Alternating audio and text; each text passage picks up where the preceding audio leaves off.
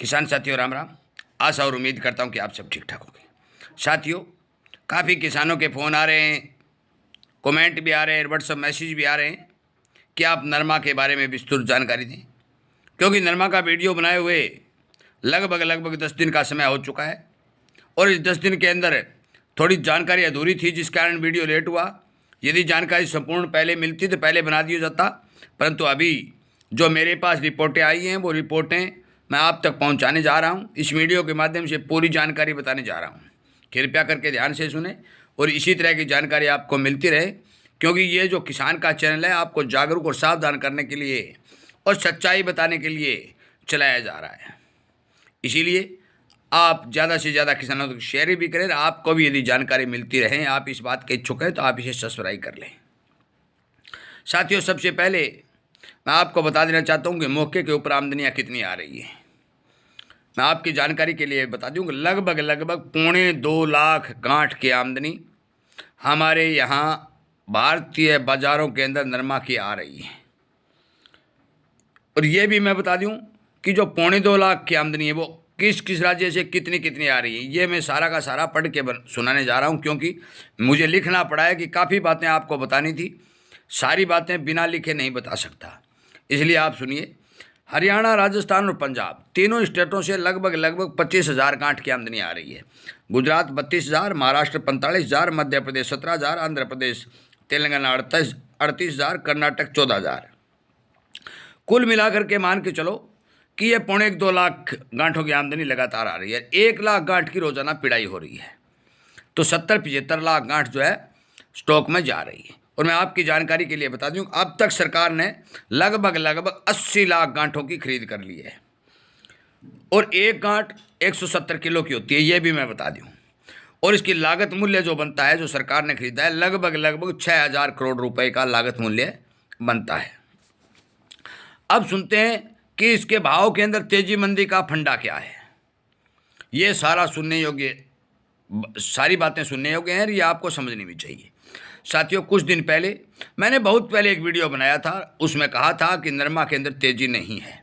अब भी मैं कह रहा हूं कि यदि विदेशी बाज़ारों में तेजी आती है तो फिर नरमा में तेजी बन सकती है। यदि विदेशी बाज़ारों में तेजी नहीं आएगी तो फिर नरमा में तेजी बहुत कम दिखाई देगी। ये सारा का सारा सिस्टम इस वीडियो में बताने जा रहा हूँ। क्यों बताने जा रहा हूँ, सुनिए।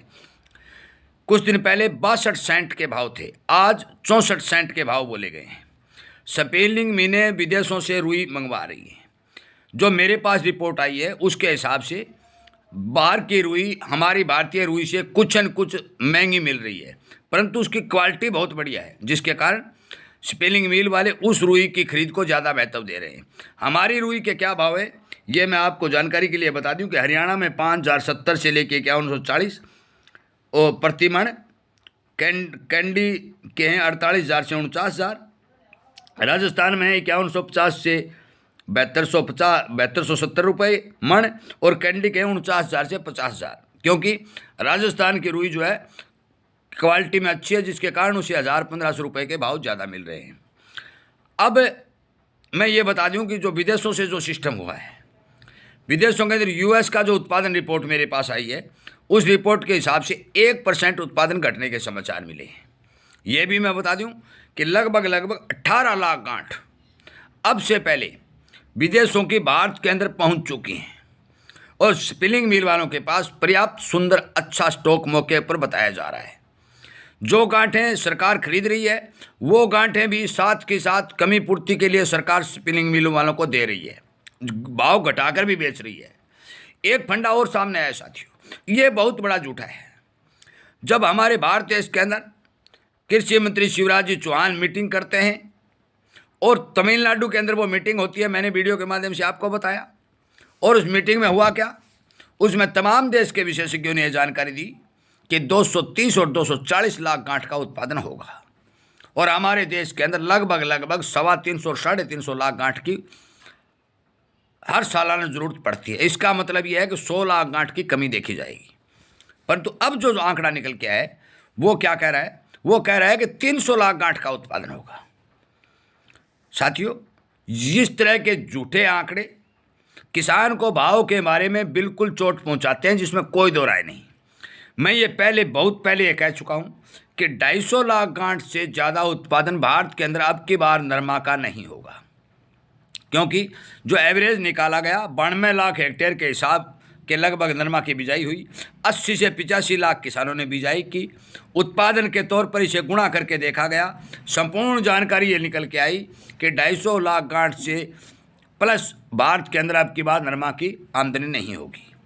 खपत पिछले साल जो थी वो 320 लाख गांठ की थी, परंतु अब की बार 20 और 22 लाख गांठ की खपत बढ़ करके 340 लाख गांठ के लगभग की खपत भारत के अंदर दिखाई दी, अनुमानित तौर पर जरूरत के हिसाब से दिखाई देने लगी। लगभग 70 और 75 लाख गांठ की जरूरत भारत को अपना एक साल का काम चलाने के लिए जरूरत पड़ती है, जिसमें भारत यदि कपड़ा उद्योग का धागा का निर्यात करता है तो वो शामिल है। मैं आपकी जानकारी के लिए बता दूं कि 250 लाख गांठ का उत्पादन, 20 लाख गांठ के लगभग भारत के अंदर आयात के रूप में 18-20 लाख गांठ आ पहुँचिए तो 270 और 275 लाख गांठों का प्रबंध मौके पर भारत में हो चुका है।